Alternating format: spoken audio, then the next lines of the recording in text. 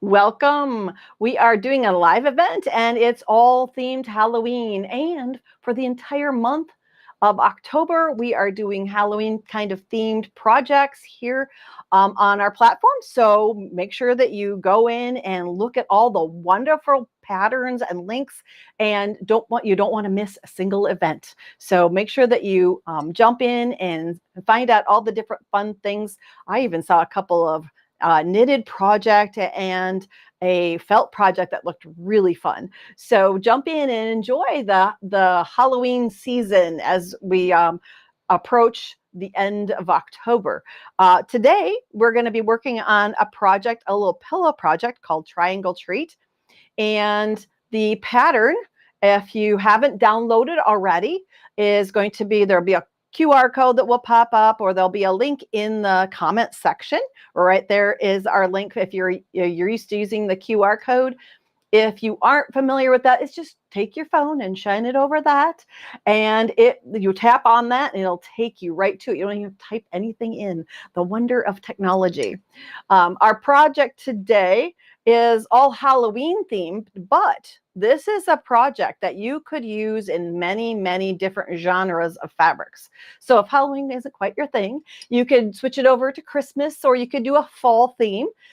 There are so many possibilities when we pick a pattern that really has some good, fun structure to it, but can be converted to a lot of different genres of fabrics. So if you've downloaded your pattern, and if not, grab something for some notes so that the little tips and tricks along the way that we talk about, that you'll remember that. And do remember that you can always go back to view the video later. Maybe you're seeing it and thinking, oh, I don't have time to sit down to watch the whole video. You can always come back and watch later. That's another wonder of technology. I'm Colleen Tauke, and I'm the designer of Triangle Treat. And for this project, I used a whole variety of scraps. You can see all of the different colors of fabrics in here. I've had these fabrics for a long time, so don't ask me about the availability on these. But I've been waiting because I had small pieces, and you might have had leftover pieces from a previous project, and your heart says, I just can't throw those away. Well, this might be the place to use them, because you just need small pieces to cut the triangles. And a variety is the idea here. When I started cutting, I thought, well, maybe I'll just use a few of these. And as I got into it, I mean, who would say no to using orange and green for sure? And you have to have black for contrast. But then that purple and the yellow, even a white background Halloween print, just decided had to be part of the project. And you can always add extra black on blacks or polka dots or plaids if you have those in your stash of fabric, so that you get a good variety. Smaller prints work best, I would say, so that you can kind of have a little fun. I did kind of fussy cut the black cat here so that the cat would be within the triangle, but other ones just kind of scatter prints, or like the little candy corn or the spiders or polka dots work really great in this project. So you need a variety. I did list in there that I have whites, purples, grays, greens, oranges, yellows, and blacks. So you could pick probably small prints of any of those and put together and make it kind of feel like it goes Halloween. You need at least a 4.5-inch strip to cut the triangle from. So if you're going through your scraps and you find one that's a 5-inch square, bingo, you've got a piece to go into your project. For the backing, you're going to need on the back side of this, because I quilted the top before I constructed my pillow, a 20-inch piece of backing to go on underneath this as you quilt it. And then for the pillow back, you'll need about 1/2 yard. And I just did a real simple lap back on the back of this so it can easily switch holidays. That way you don't have to store the entire pillow until next Halloween. You can pop it out and put a new one on there.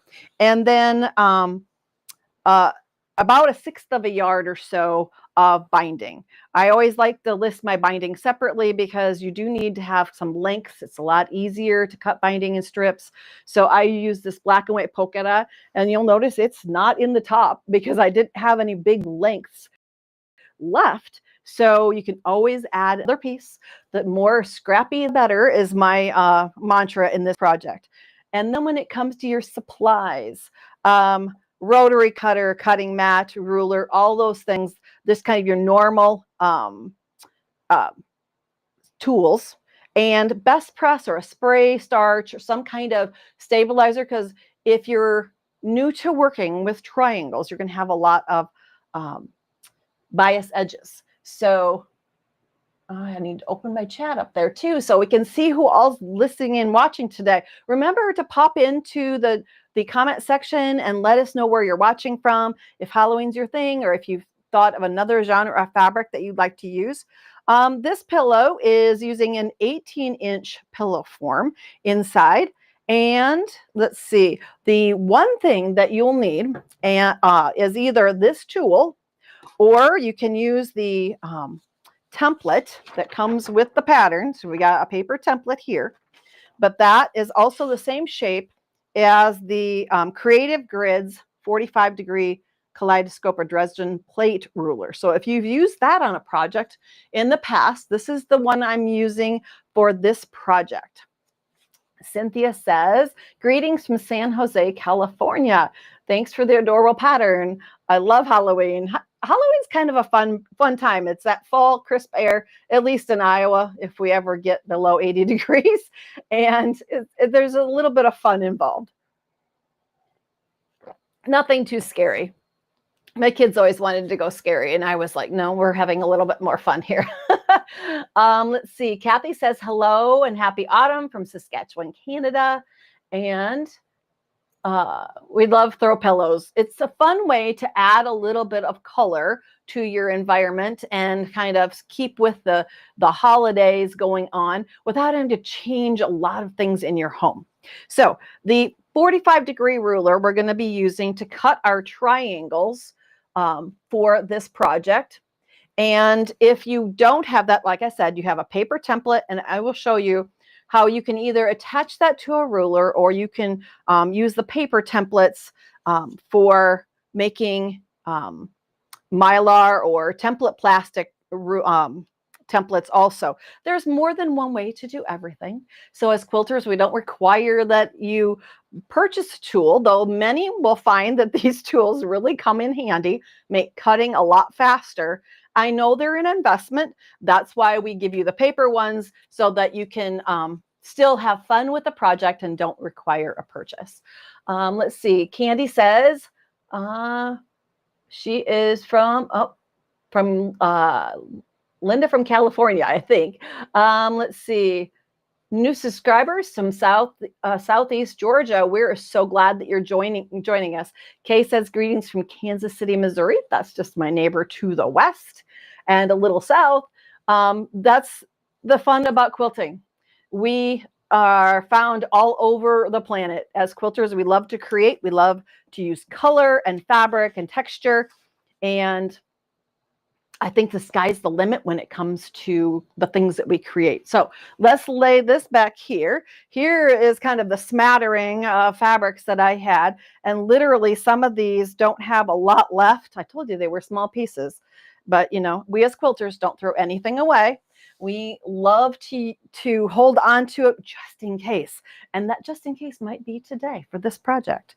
Okay.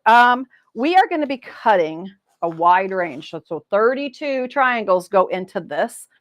And we're also going to have some half triangles to fill in the ends of the rows, because the pillow has to be square or rectangular when we're done. It may not be perfectly square, depending on the height of the triangle is a little taller than they are wide. So my pillow is actually a little on the rectangular side, but we've got fill-ins that go down the side, so we need some half triangles.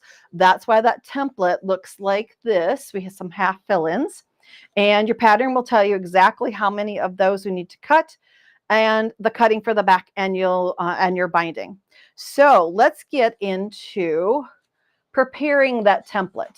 So if you're going to go paper template, and I traced these onto some template plastic already. And always label them, because later you lay them to the side thinking you will remember. And then it's like, I wonder what project that went into. So triangle treat.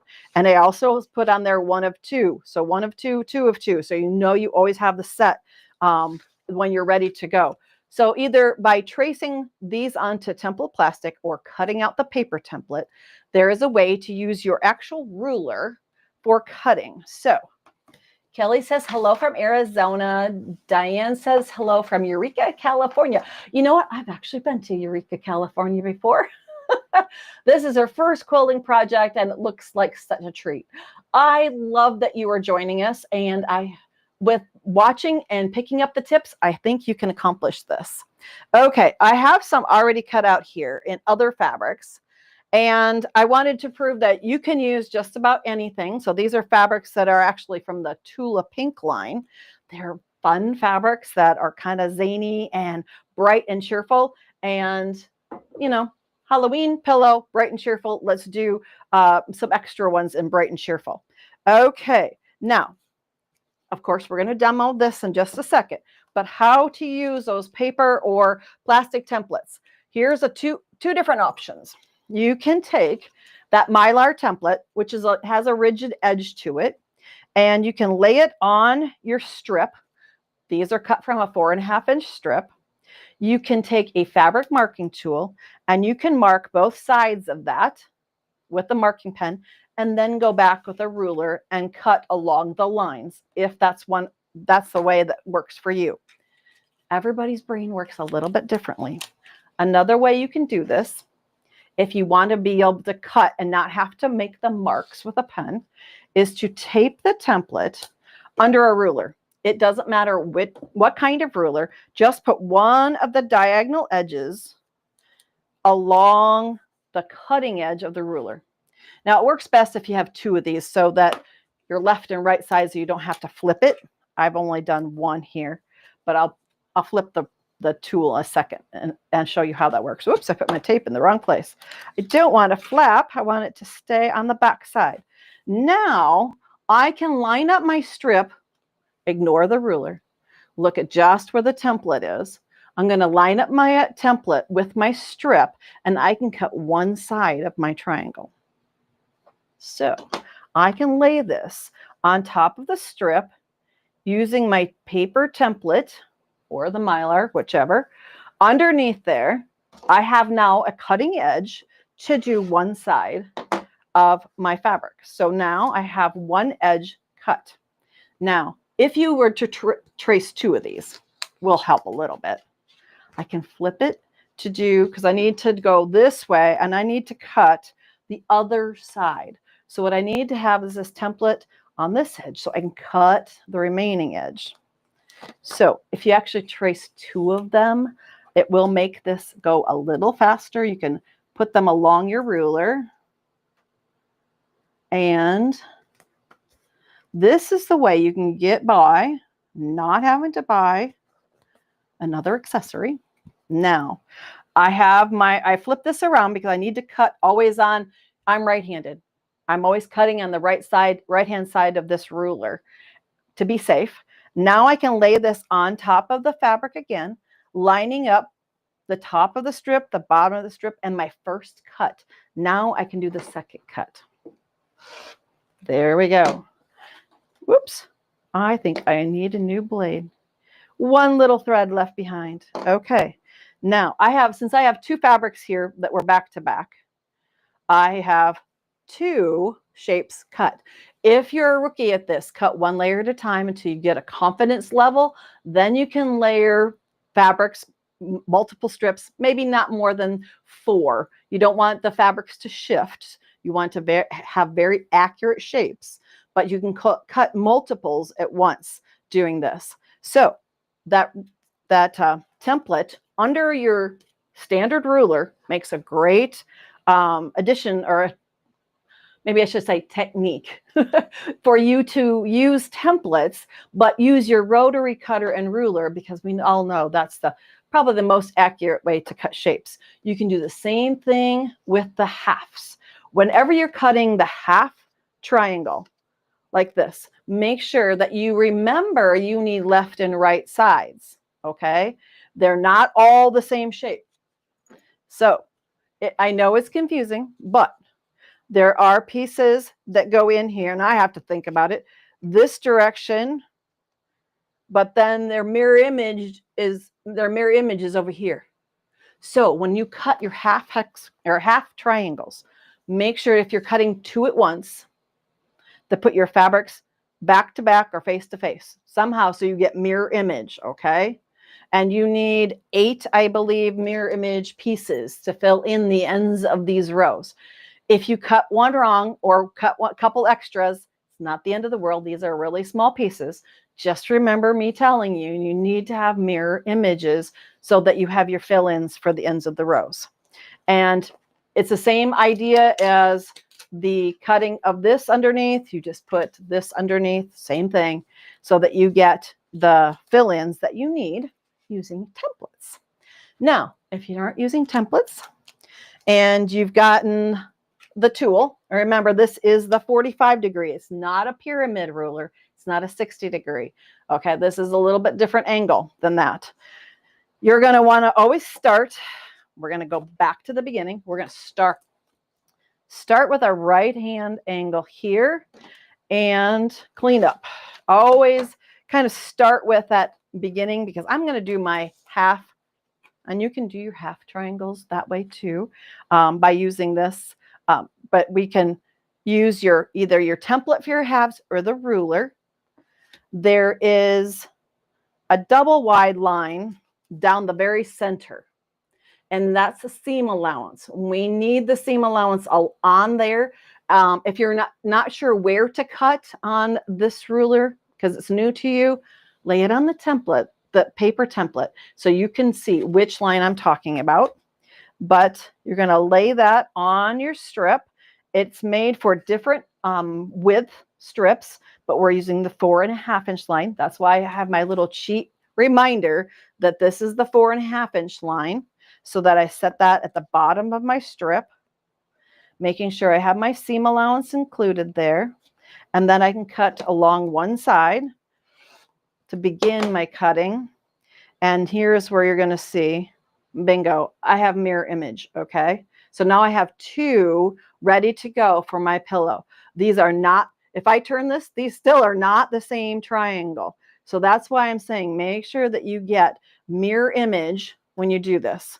And yes, you'll probably cut at least 1 or 2 extra of the wrong direction. It happens to all of us, but just remember I said mirror image. Now, since your cutting there is ready to go, and it should be a 45 degree angle, if at any point that seems to be just off a little tiny bit, you can always clean up cut by making it, this first cut's good. I'm going to go ahead then and shift my ruler around, and I can cut a second one if you'd like. But remember, scrappy in this project is best, so you're probably only cutting 1 or 2 from each fabric, not through the whole strip. So getting those pieces ready to go. And now I have, there's 4 triangles ready to go for my pillow top. We have a hello from Independence, Missouri, from Susie, I believe, if I read that properly. Tanya says, good morning from Norman, Oklahoma. Guess what? I lived in Norman, Oklahoma for a while. I know that town pretty well. And Diane says, if I don't have enough projects to sew, let's just throw another one into the mix. Hello from Traverse City, Michigan. And I have also been in Traverse City, Michigan before. That is fabulous. This is funny because all these towns are popping up. I'm like, we went on vacation. We went through Eureka. We drove through Traverse City and stayed overnight there. Wonderful. I love it that we can bring connections in our quilt community just by using the internet and letting each other know where we live. Let's see. We have enough pieces now that I can lay out 2 rows. So we are going to get into the sewing construction portion. Let me put my extra things away, our fancy ruler that we were using, and get down to the construction, because there's a little bit of a tip on how to adjust these rows so that It's a little different than we normally construct. Now, if it seems a little bit familiar to anyone, there is another project that I've done with a different angle triangle. It was called Love Triangle. We did a Halloween or a Valentine pillow in reds and pinks and whites. And I used the same color, kind of alternating rows in that. So you get a very, very different look in Love Triangle.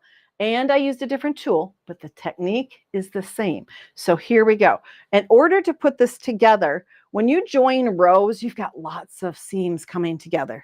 And this, for some quilters, starts our heart to kind of flutter like, how am I going to ever get all of that joined nicely? So as I was thinking about it, we as quilters always want opposing seams, which means the seam allowances on the back from one row to the next go in different directions, so that when we join them together, we get that nice little fit, kind of a locking. And if we construct our rows and press in a certain direction, we can get that even when we do triangles. We do it a lot when we're working with squares and rectangles, but nobody ever really thought too much about the triangle. So here is how we're going to do the triangle one. In the first row, we're going to press all of our seam allowances this direction to the right. In the next row, we're going to press all of our seam allowances to the left. And we're going to actually start construction at a different point than we normally do. Usually a lot of us think left to right, left to right, left to right, just how we read. But in this case, we're going to start at a different spot, and that will cause a little confusion at the beginning, but you'll see what I mean when it comes to having things fit together. So I'm going to lay these out. This is the fun part. You can arrange your triangles however you like so that you get the kind of that mix of color and design. So I'm going to use a little bit different fabrics here. I'm going to use Tula, which is these bright, cheerful prints. And we're going to put together some rows. And we're going to talk about doing that left, right, left thing so that you can have the same fun of having all those interlocking seams pop up for you. Okay, now if I can get this arranged like I did the other night, I have a few that I got doubles of fabrics just because I really like that pink popping up in there. And there we go, the orange. Okay, here we go. Now, I have my halvesies too. Remember, we need the fill-ins out here. And because I'm using an even number, we're not using the same triangle on each end. So I'm going to put a green one. Let's see, I want to put the green one here and lime over here. And we'll put this one up here and this one down here. Okay.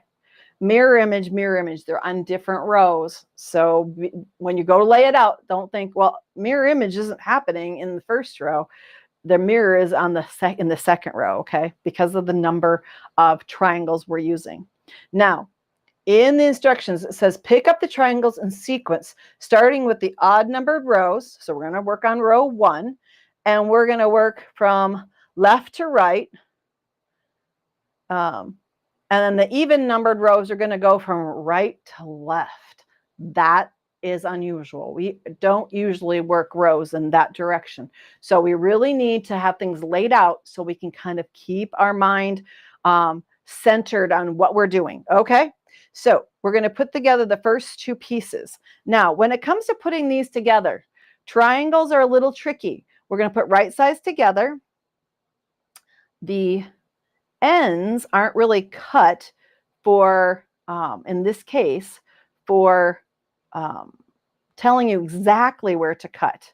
We are going to be putting these together, and there will be little tiny triangles sticking out each end. That's okay. Remember, 1/4 inch seam allowance. If you're really new to quilting, you can always draw a 1/4 inch seam line on there.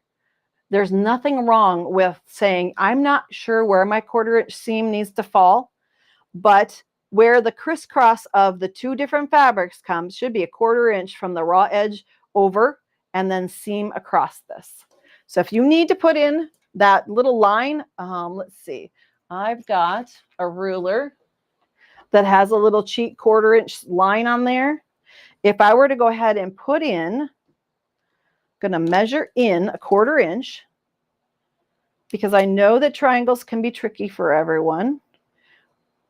Until you get really used to it, maybe this is the training wheels that can assist you in getting that triangle put together. Okay, I've put my 1/4 inch seam allowance on there. I've marked it so I know exactly where it's going to go.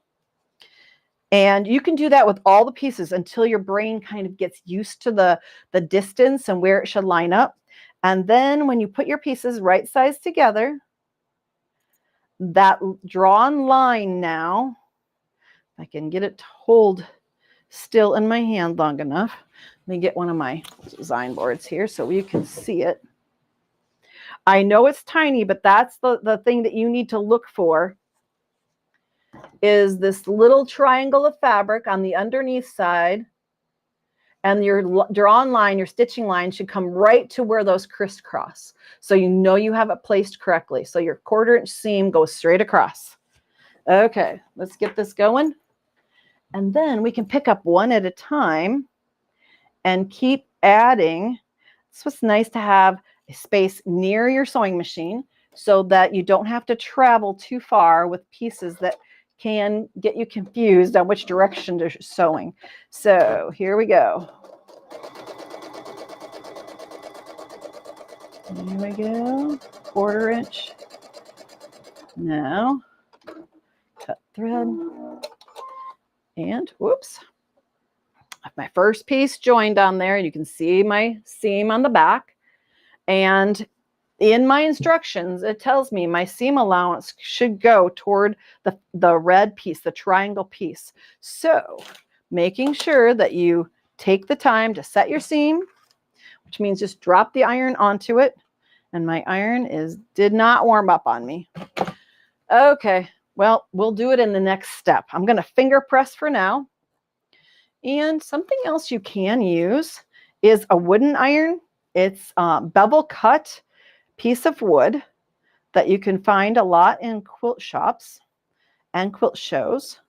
And you can use that to smooth that seam. Once you get it opened up all the way to the stitching line, like this. And, oh, and I pressed it the wrong direction. Isn't that good? We're supposed to be pressing toward the triangle.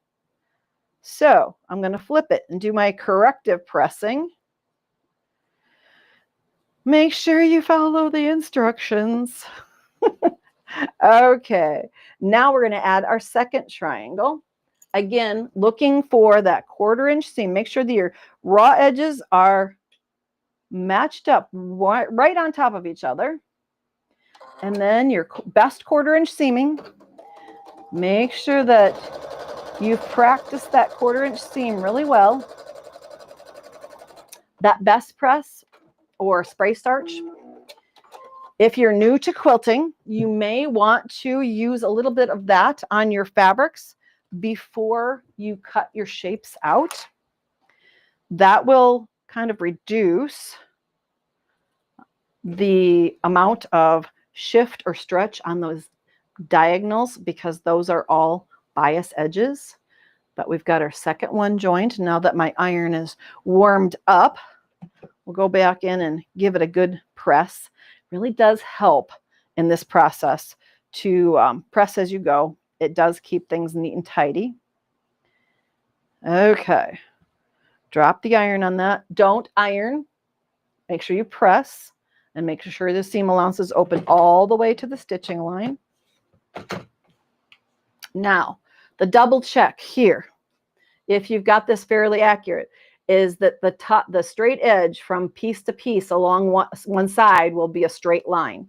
And from that cut edge to the intersection right at the top of that triangle there, it should be a 1/4 inch down. That's your 1/4 inch seam allowance, okay? So you just keep adding those triangles. The more you do this, the better you get at it. And we're going to add a couple more so that we can talk about the opposing seams within that and how to match those up. The nice part about this is the way we've cut our triangles is off of straight piece of fabric, so that we know this is always a straight of grain on the short side of this triangle. That means that our piecing has much more structure. If you're working off of scraps and you don't know where your grain line is, look for the weave of the fabric so that the bottom portion of the triangle you put on the straight of grain, and that will give your quilt, your piecing, more integrity. It doesn't have as much stretch up and down or side to side.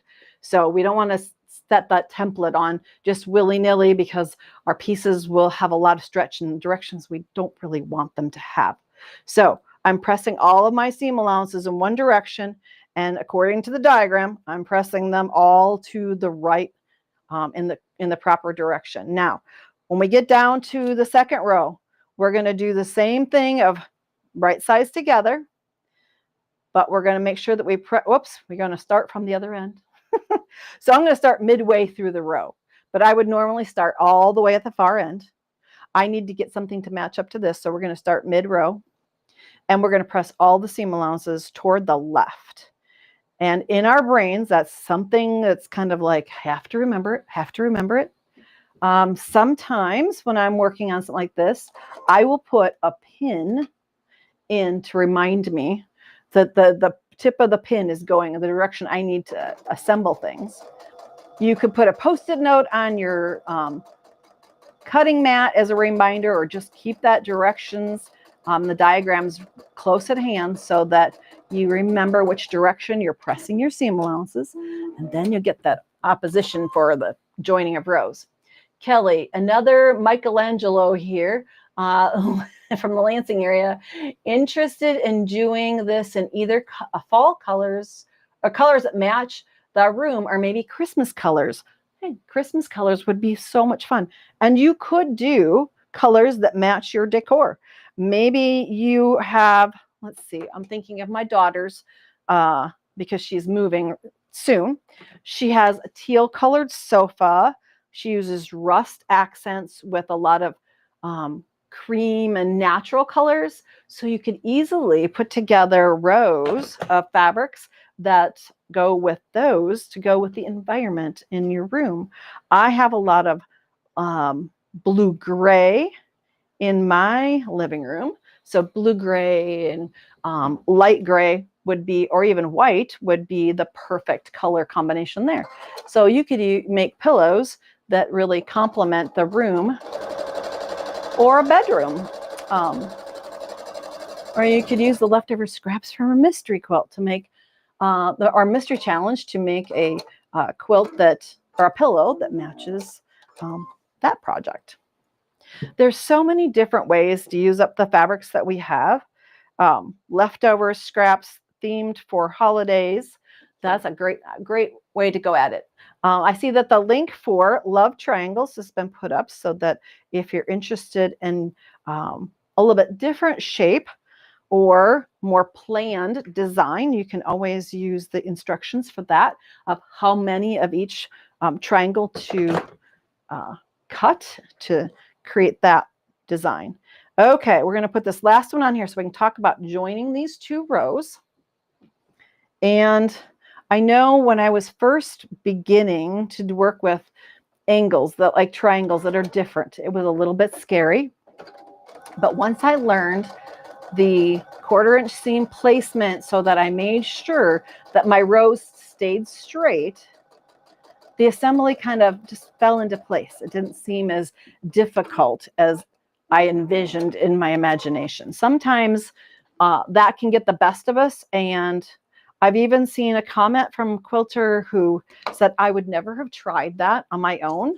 I've never gone past squares and triangles before, but learned that by trying something new, they found a new adventure in quilting. And that opens up so many new doors, so many new possibilities and designs. So if you're outside your comfort zone, sometimes you find fun. Okay, the idea when we're putting these together, remember, is that these cut edges stay parallel through the process, as parallel as possible anyway. They may not be absolutely perfect, but close. You're going to have little triangle pieces down here. Those little dog ears can be trimmed off as you work, as you put these together. But now, as we join row 1 to row 2, this is where the fun really comes into, like, ooh, I did that, because you can feel the layers locking up against each other the same way as when you make a 4-patch and you have opposing seams.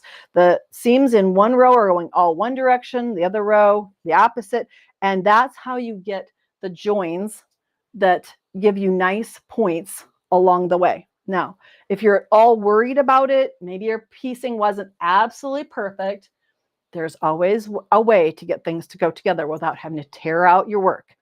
The pin matching. So on the back side, you've got seams that crisscross. That is the top of the triangle on the other side. Put the point of your pin through that intersection, double checking that that's the top of my triangle on the other side. Pin match the same way you would for a 4-patch or a 9-patch if you're putting it together, is to drop a pin through the point in one row, the point on the other you want it to join to. Remember, that's the North Pole. Leave it in place. Take another pin. Now weave that through the layers to hold it in place. As you're going to go back to stitch, you can take the North Pole pin out now, and then you can do your 1/4-inch seam. The crisscross of those threads where you've joined your triangles together, that's the sweet spot you should be aiming for. As you do your 1/4-inch seam through here, that crisscross is what you want to hit so that you'll get a point on each of your triangles. If it's close, it also counts. There's nothing that says every triangle has to be perfectly pointy. So 1/4-inch seam there, and then you can go in and press your seams open and create your version of triangle treat. Now, when I did my top, I got done and I thought, there are so many prints. How do I quilt this? So I layered up my patchwork, my batting, and my backing fabric. It can just be a scrap of something inexpensive for the back because no one's going to see it. And I just used my walking foot, my even feed foot, and I did a light gray thread, because thread color also makes a difference on how much impact it has on the overall finished product. And I decided to just do outline 1/4-inch from each of the seams throughout the entire pillow top. Okay, so that was enough to hold the batting in place, give it that quilted look, but without going overboard. And it's for the holidays. You want it done fast. And straight lines, when you have something to follow, 1/4-inch from all the way through, is a simple, clean way to finish out a pillow top. Let's see. Robbie says, hello from Colorado. I can't see it quick. Melina says, hello from Scotland. We are glad that you're joining us. Barb says, hello from Minnesota, and that's where I'm headed next for some tapings. Kelly says another, oh, I already got Kelly in there earlier on a comment. So finish with your lap back. The instructions are quite simple, and we do have videos on how to do lap back pillows so that you can finish and put your pillow form in there. Always purchase a pillow form larger than the finished size of your pillow, because this pillow finishes, got to double check my dimensions. It always lists it on the front cover of the pattern. Oh, nope, not there. Okay, so maybe the dimensions didn't get in this one. This one finishes, and let's measure it really quick with the ruler line. Here we go. I think it's, yeah, 15, about 15 by 16. And I put an 18-inch pillow form, I believe, in here. Yep, 18 is what I called for. The reason why is that an 18-inch pillow form will fill all the way to the outer edge and make your pillow nice and full and not have kind of empty corners or empty edges. If I bought a 16 by 16, it would barely fit inside that and it wouldn't feel as firm. So I always go up one size when you're purchasing your pillow form to finish off. And I layered this in the instructions. It tells you how to layer the pieces and then put binding along the outer edge, thinking of it as a quilt. It turns out to look like piping on your pillow. It's an easy finish for a quick project. We are glad that you're joining us. Remember, we are bringing you Halloween themed projects, easy ones, wood projects, felt projects. I think there might be some recipes out there too that I've seen, knitting, crochet kinds of projects all through October. So join us for more Halloween themed fun.